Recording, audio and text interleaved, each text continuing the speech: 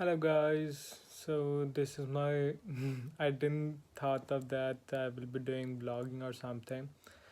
But I want to do something productive and something new for me. So I'm here in London.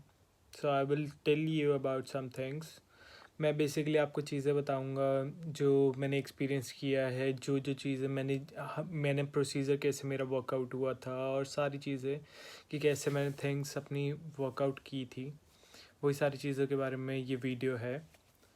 So firstly I will tell you about कि कैसे कैसे procedure start करते हैं, क्या procedure में क्या क्या चीज़ें होती हैं, क्या क्या एक्सपेंसेस हमारे होते हैं यहाँ आने के लिए ट्यूशन फीस से अलावा. सो पहली चीज़ होती है, हम पहले तो एप्लीकेशन फ़ाइल करते हैं. यहाँ की एप्लीकेशन फ्री है, फ्री ऑफ कॉस्ट अप्लाई कर सकते हैं.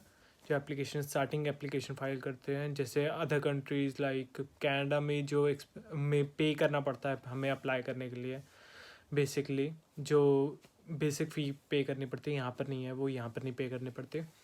फिर उसके बाद आपका आता है, जब आपका ऑफ़र लेटर आ जाता है आपको फ़ंड शो करने पड़ते हैं. फ़ंड शो हो जाते हैं, फिर आपकी फ़ीस पे करनी पड़ती है आपको. फ़ंड कैसे किस हिसाब से ये मांगते हैं फ़ंड, वो मैं आपको बता देता हूँ. 1260 UKVI के रूल के हिसाब से 1260 इंटू में 9, 1260 इंटू में 9 आपको फ़ंड शो करने पड़ते हैं. और आपकी ट्यूशन फ़ीस पे डिपेंड करता है आप कितनी पे करते हैं. आप 6 मंथ्स की पे करते हैं या फिर 1 ईयर की पे करते हैं, उस पर डिपेंड करता है. अगर आप 1 ईयर की पे करते हैं तो आपको ट्यूशन फ़ीस शो करने की ज़रूरत नहीं है. अगर आप 6 मंथ्स की पे करते हैं तो 6 मंथ्स की जो रिमेनिंग फ़ीस होती है वो आपको फ़ंड्स में शो करनी पड़ती है.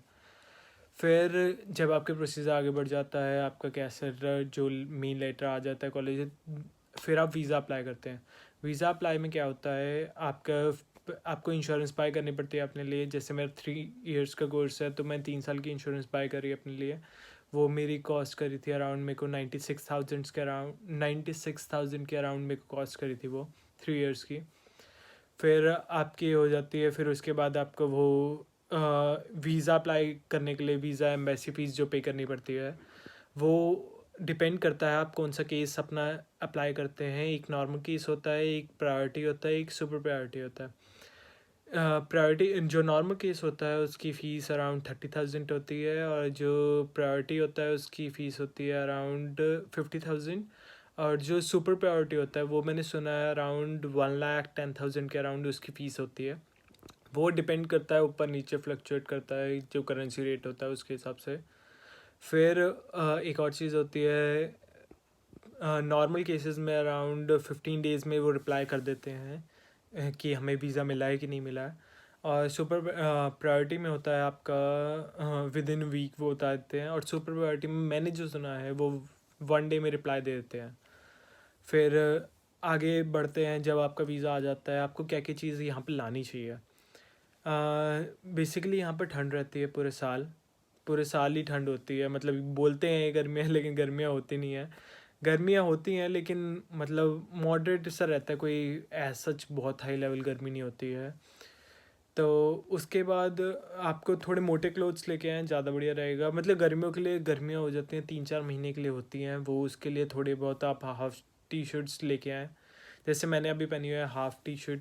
सब बेसिकली घर पे लिए, और यहाँ पे घर पे बिल्कुल ठंड नहीं होती. जो भी लोग अप्लाई कर रहे हैं उनको पता ही होगा फ़ॉरेन के बारे में. यहाँ पे घर पे ठंड नहीं होती बिल्कुल भी.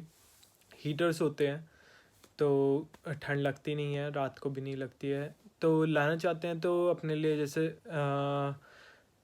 मैं प्रेफर नहीं करूँगा किसी को, वो सजेस्ट नहीं करूँगा कि ब्लैंकेट्स लेके आएँ, क्योंकि यहाँ आके आप यहाँ से ले सकते हैं, क्योंकि वो बैग में बहुत जगह ले लेता है ब्लैंकेट.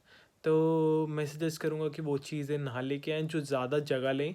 यहाँ से आके बाई कर लीजिए, क्योंकि वहाँ से भी लेंगे यहाँ से भी लेंगे कोई फ़र्क नहीं पड़ेगा. यहाँ पर भी प्राइसेस चीप हैं उस हिसाब से. डूवे बोलते हैं, डूवे ले सकते हैं आप यहाँ पर अपने लिए आके. प्राइमार्क से लें तो मैं सजेस्ट करूँगा प्राइमार्क, क्योंकि प्राइमार्क से मैंने भी प्राइमार्क से लिया है, वहाँ पे चीप भी है और क्वालिटी भी अच्छी है. सो और बहुत आप सोचें मोटे मोटे क्लोथ्स ज़्यादा ना लेके आएँ अपने साथ. जैकेट्स लेके आएँ, अच्छा है जैकेट्स लेके आएँ, लेकिन ज़्यादा मोटी वहाँ से परचेज़ ना करें, यहाँ के परचेज़ कर लें ज़्यादा अच्छा है, क्योंकि वहाँ पर भी उतना प्राइस मिलेगा, यहाँ पर भी.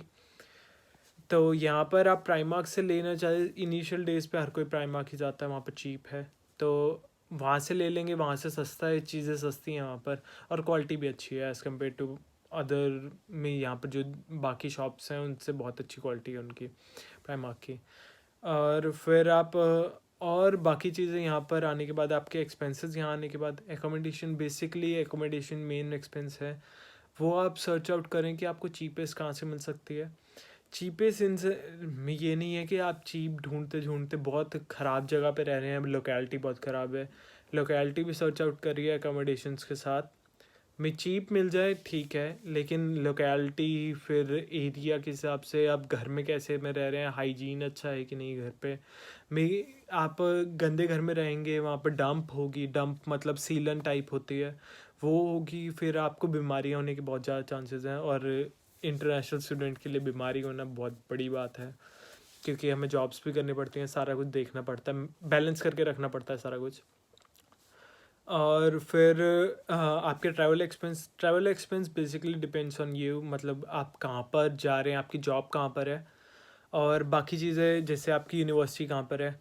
फॉर एग्ज़ाम्पल मेरी यूनिवर्सिटी सेंट्रल लंदन में है और मैं रहता वेस्ट लंदन में हूँ, तो मेरा आने जाने का एक्सपेंस थोड़ा ज़्यादा हो जाता है, अराउंड 8 पाउंड्स हो जाता है जब भी मैं यूनिवर्सिटी जाता हूँ। और मेरी 2 डेज़ होती है यूनिवर्सिटी, और university days depends on university basically and what kind of course you are taking in. जैसे मैंने कई कोर्सेज पे सुना है, जैसे आईटी के कोर्सेज पे सुना है, हमारी यूनिवर्सिटी में उनका 1 डे है। जैसे मैं इवेंट्स मैनेजमेंट कर रहा हूँ, बैचलर्स इन इवेंट्स मैनेजमेंट। जो मास्टर्स इन इवेंट्स मैनेजमेंट हैं उन स्टूडेंट्स का 1 डे होता है सिर्फ यूनिवर्सिटी, जो मेरे को नॉलेज मिली है अभी तक।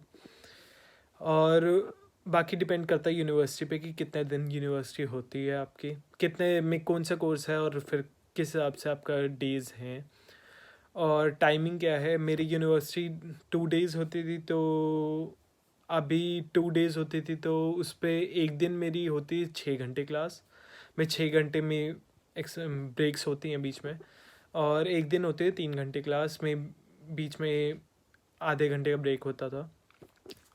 और फिर बाकी और फर्दर कोई क्वेश्चंस आपके माइंड में हों, में आप if you are planning to come to England UK, you can drop your questions in comments. That will be good. Thank you very much.